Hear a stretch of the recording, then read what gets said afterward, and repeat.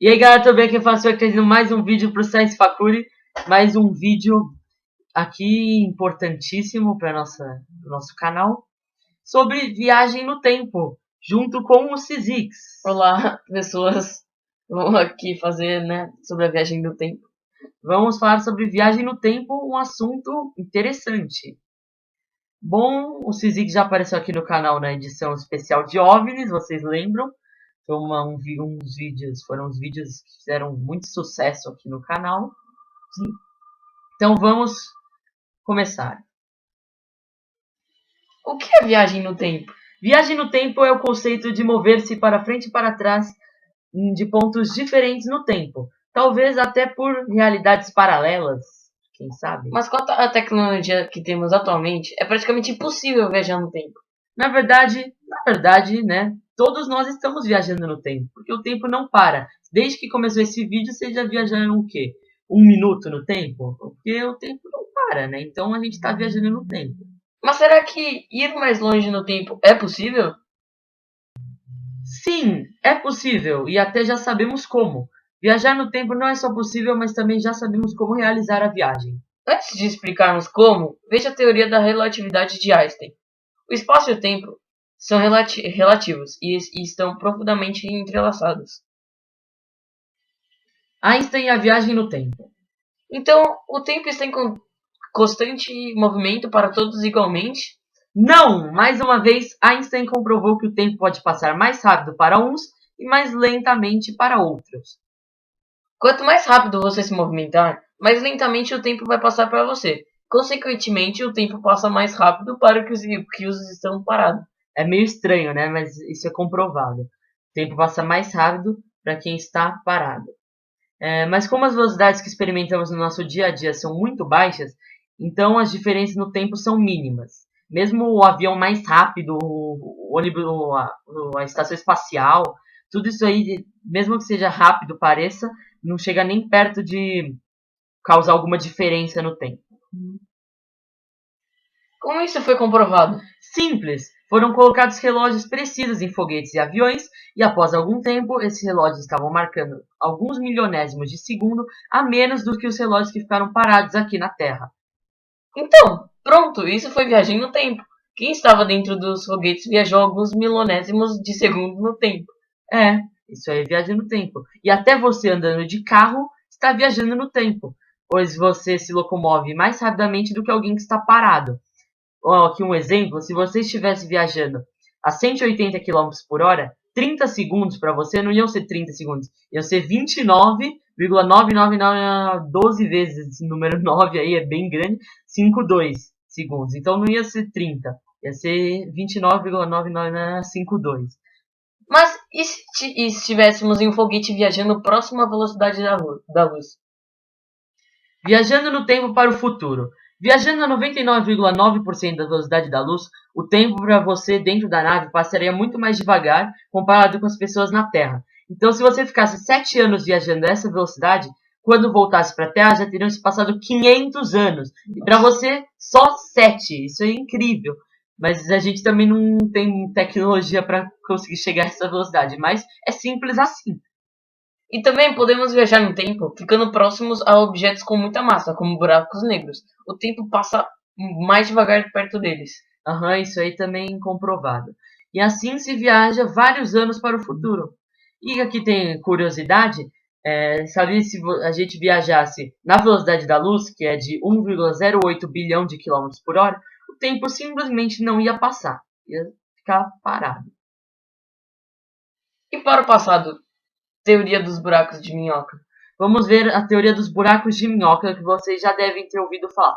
E não são os buracos de minhoca do jardim do seu quintal. Não, são buracos de minhoca do espaço.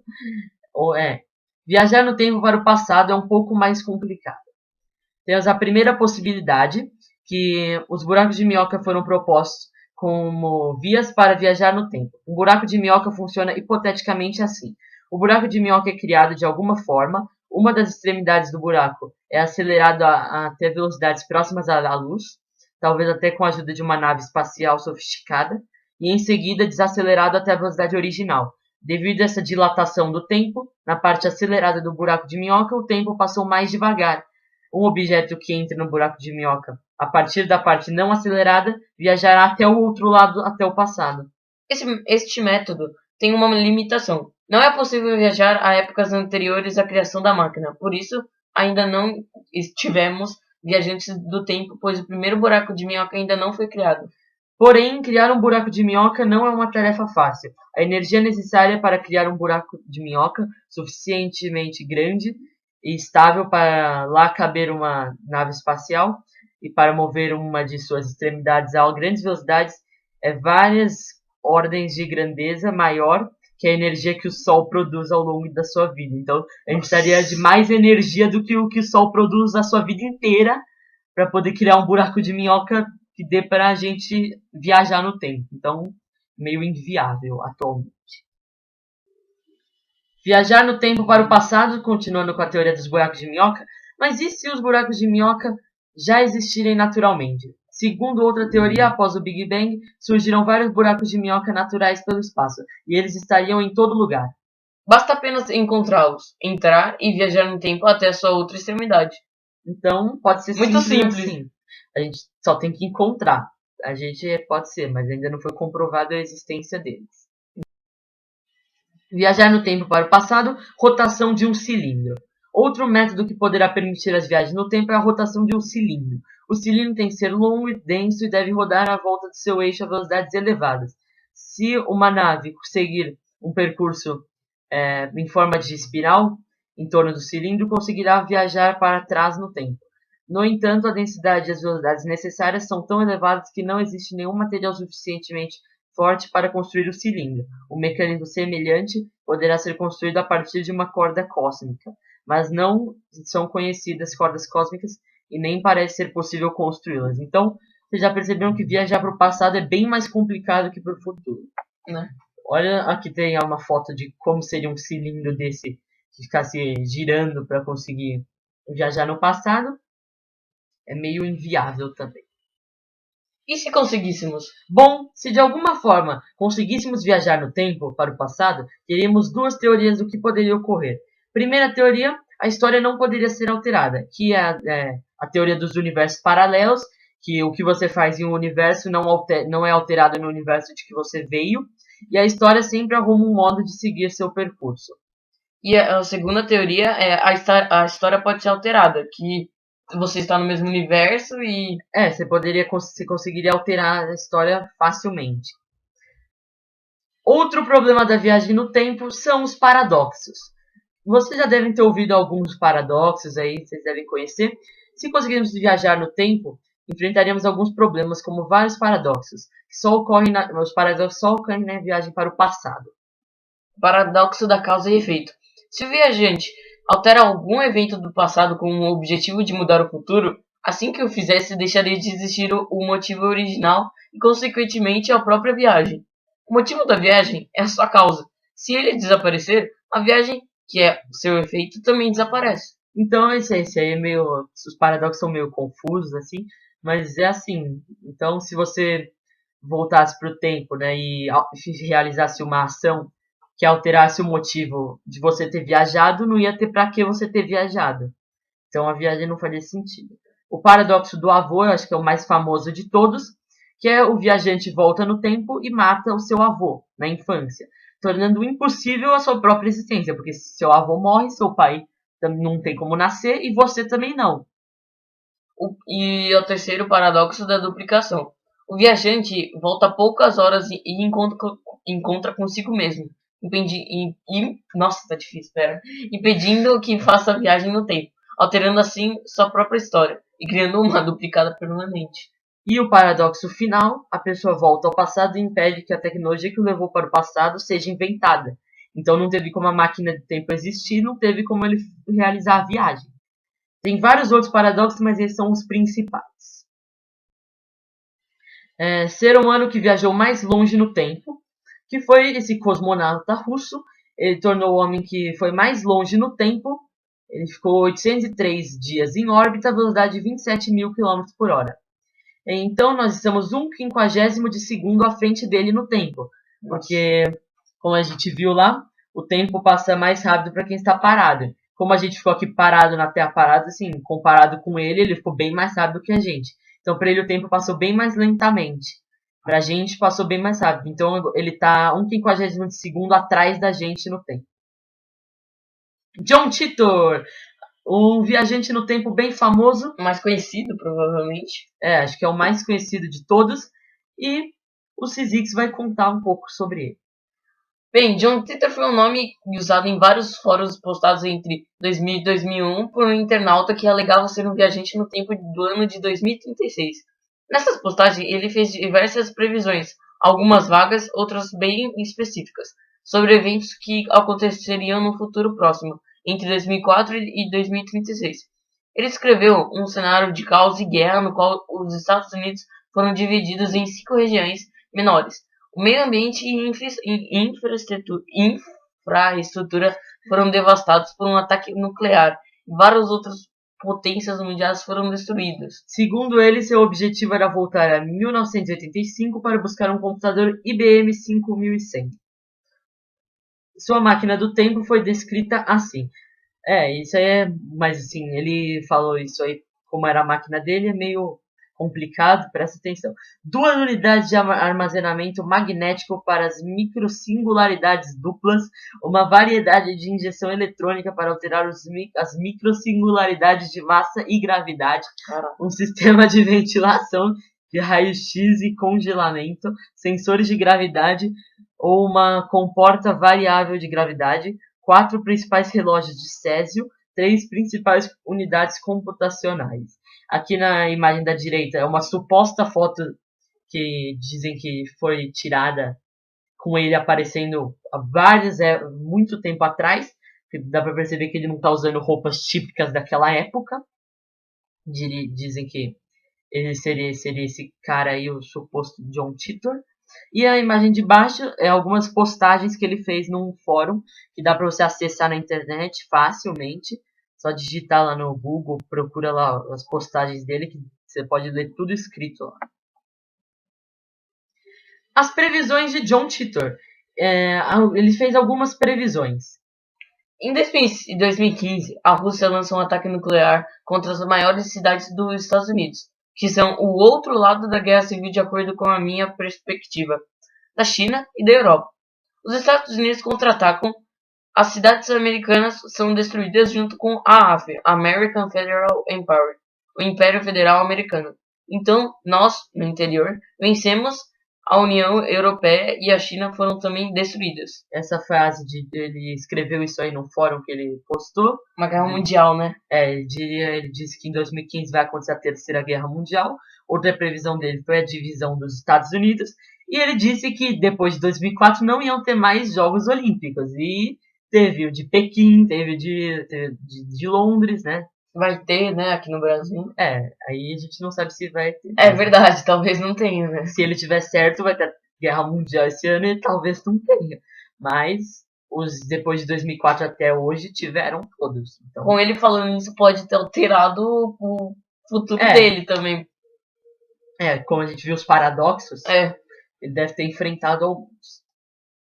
Os problemas com a tecnologia. Titor afirmou que ele foi enviado para o passado para adquirir um computador IBM 5100, pois este poderia traduzir diversos tipos de códigos em seu tempo. De acordo com o engenheiro da IBM, Bob Duck, as declarações de Titor a respeito da habilidade pouco conhecida do IBM 5100 de emular e depurar sistemas de estrutura principais estavam corretas. Defensores dizem que essa informação não era publicamente disponível em 2000 e 2001, quando John Titor fez sua declaração. O próprio Titor afirmou que esse recurso foi descoberto não antes de 2036, quando o Unix, como a fonte subjacente por trás de todos os sistemas operacionais de computador, que continuam executando infraestruturas locais e outras tarefas computacionais. Estava a apenas 2 anos de não ser capaz de funcionar, mas devido às limitações de números inteiros de 32 bits. Que é o bug de 2038, que não sei se vocês já devem ter ouvido falar, mas em 2038 os computadores de 32 bits vão perder a noção do tempo. Vai acontecer um bug, e aí vai acontecer isso aí no dia 13 de janeiro, né? 19, eu acho. 19 de janeiro de 2038, às 3 horas, 14 minutos e 8 segundos, os computadores de 32 bits vão bugar. Ok. O paradoxo do avô é impossível. De fato, todo paradoxo temporal é impossível. A teoria de Everett Wheeler Graham, que eu não sei falar, ou dos múltiplos mundos está correta. Todos os possíveis estados quânticos, eventos, possibilidades, resultados são reais, eventuais e estão ocorrendo. As chances de todas as coisas acontecerem em algum lugar durante algum tempo no superverso é de 100%. Essa frase de John Titor, então ele falou que os paradoxos não acontecem porque a teoria dos universos paralelos está correta. Mas tem um problema. Se a teoria dos universos paralelos está correta, então o que ele altera em um universo não vai acontecer no outro. Então isso aí é meio contraditório, porque Ele tá se queimando, porque as coisas que ele então, falou não poderiam estar sempre certas em algum universo. Se ele falou que vai ter a Terceira Guerra Mundial, talvez no universo que ele veio realmente teria, mas nesse universo aqui não vai ter. Pode ter esse problema. Se ele disse isso. Investigação de John Titor. O programa de TV italiano Voyager ai confini della conoscenza, eu não sei falar italiano, mas tudo bem, transmitiu uma investigação da história de John Titor em 19 de maio de 2008. Mike Lynch, o detetive privado contratado para tal investigação, supôs que não existem traços de registros nem no passado distante de qualquer John Titor no mundo ou da família dele. Além disso, a John Titor Foundation, que é a fundação do John Titor, não tinha escritório e seu endereço é uma caixa de correio alugada, sem fitas, gravações ou evidências de algum Titor. E somente Larry Haber, um advogado e dono dos direitos comerciais que envolvem John Titor, confirmou sua existência. A conclusão de Lynch é que John Titor pode ser John Rick Haber, um expert em computadores, que é ou foi irmão de Larry Haber. Se tudo isso, no entanto, for verdade, John Titor é atualmente um adolescente entre 16 e 18 anos, calculando-se a idade dele com sua citação que fez em 2011, tinha 13 anos e lutou contra uma divisão de infantaria. Supõe-se que ele tenha nascido entre 1997 e 1998. Apesar desse evento citado, provavelmente não terá acontecido. Porque como a gente viu, viajar no tempo para o passado é muito complicado. Eu acho que em 2036 a gente não vai ter essa tecnologia já. Não sei. talvez seja impossível. Porque atualmente a gente não consegue fazer aquilo que a gente viu. Provavelmente em 2036 também não vamos ter essa tecnologia.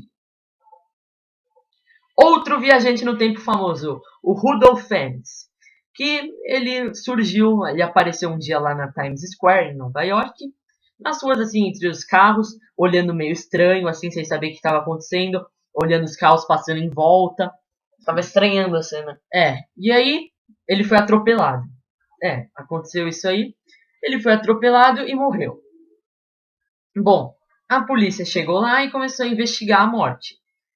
E quando analisaram o Rudolph Fiennes, que encontraram um documento no bolso dele com esse nome, olharam que ele estava usando roupas que não eram daquela época, tinha alguns materiais estranhos no bolso dele, que não eram dessa época, relógio antigo, tinha essa nota de $2, que era de mais de 100 anos atrás, isso aí aconteceu em 1950, a nota era lá de 1850, nessa época, e aí eles acharam estranho e a polícia resolveu investigar.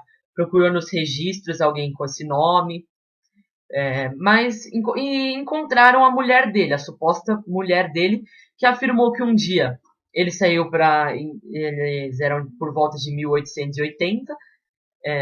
Na verdade era o filho dele que falou que a mãe dele, que era a mulher do Rudolph Fiennes, suposta mulher dele, contou pra ele que um dia o pai dele saiu pra fumar um charuto lá na rua e viu um OVNI no céu e falou que ele sumiu.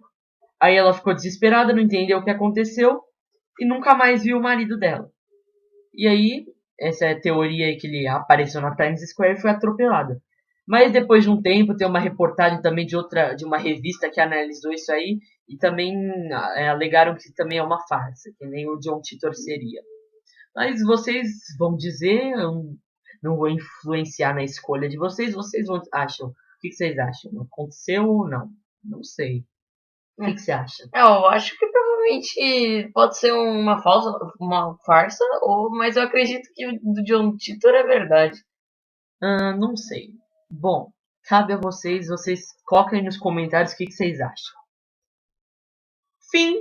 Esse vídeo aqui, mais esse vídeo do César Facuri termina aqui. Obrigado por assistirem esse vídeo. Se você gostou, contribua com o seu like e o seu favorito no vídeo. Se inscreva no canal, se você ainda não estiver inscrito. Compartilhe esse vídeo no seu Facebook, no seu Twitter. Nem sei se no Twitter dá pra compartilhar. Dá pra compartilhar. Eu não tenho Twitter. Eu tenho, eu acredito que ok, compartilhe esse vídeo então. E visite o canal do Cizix. O link está na descrição. Ele posta uns vídeos interessantes. Qualquer coisa eles perguntam alguma coisa no comentário, né? Aí você responde. Sim, é verdade. Pode perguntar. Pode falar também sugestão de vídeos aí que a gente pode fazer aqui no canal. Então, obrigado por assistirem. Tchau! Falou!